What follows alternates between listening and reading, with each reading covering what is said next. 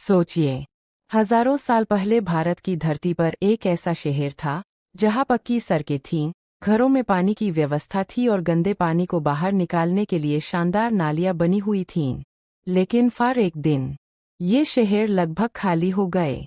न कोई बड़ा युद्ध हुआ, न कोई विशाल आग का प्रमाण मिला, और सबसे बड़ा सवाल, आखिर ऐसा क्या हुआ कि एक पूरी सभ्यता धीरे धीरे इतिहास के पन्नों से गायब हो गई। यह कहानी है सिंधु घाटी सभ्यता की। आज से लगभग 4500 साल पहले भारत के एक विशाल क्षेत्र में एक ऐसी सभ्यता विकसित हुई थी जो अपने समय से बहुत आगे मानी जाती है। हड़प्पा और मोहनजोदड़ो जैसे शहरों में सीधी सड़कें बनाई गई थीं।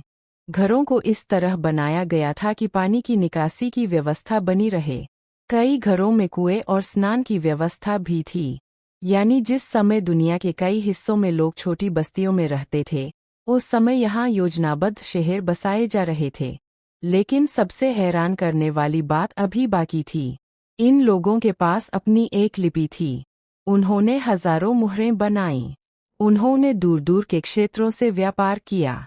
लेकिन आज भी उनकी लिखी हुई भाषा को पूरी तरह पर पाना संभव नहीं हुआ है।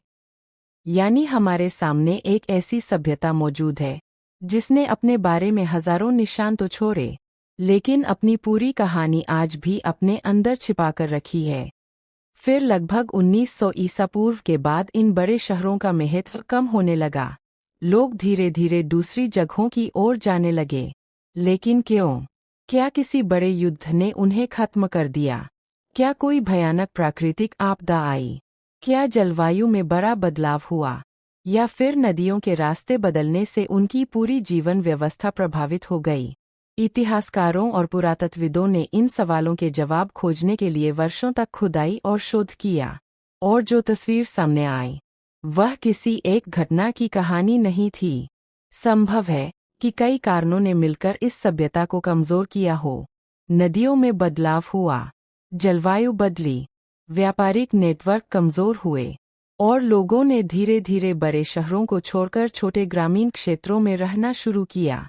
लेकिन ध्यान रखें, सिंधु घाटी सभ्यता अचानक गायब नहीं हुई थी। उसके लोग कहीं चले गए होंगे, उनकी संस्कृति बदली होगी और उनकी परंपराओं के कुछ हिस्से आगे की सभ्यताओं में शामिल हुए होंगे। यही वजह है कि इतिहास केवल राजा और युद्धों की कहानी नहीं है।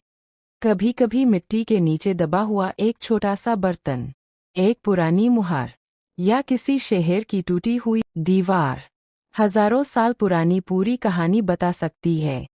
और सिंधु घाटी सभ्यता आज भी हमें यही सवाल पूछने पर मजबूर करती है। अगर हजारों साल पहले लोग इतने व्यवस्थित शहर बना सकते थे, तो आखिर ऐसा क्या हुआ कि वे शहर धीरे धीरे वीरान हो गए? शायद इस रहस्य का पूरा जवाब हमें अभी नहीं मिला है। और यही सिंधु घाटी सभ्यता को भारत के इतिहास के सबसे रोमांचक अध्यायों में से एक बनाता है। लेकिन जब पुरातत्वविदों ने इन पुराने शहरों की खुदाई की, तो उन्हें ऐसी चीजें मिलीं जिन्होंने इस रहस्य को और भी गहरा कर दिया। मिट्टी के बर्तन, रहस्यमयी मुहरें, आभूषण और ऐसी लिपि जिसे आज तक पूरी तरह पढ़ा नहीं जा सका। यानी ये लोग लिखना जानते थे, व्यापार करते थे और बड़े शहर बनाते थे, लेकिन अपनी कहानी का सबसे बड़ा राज अपने साथ ही ले गए।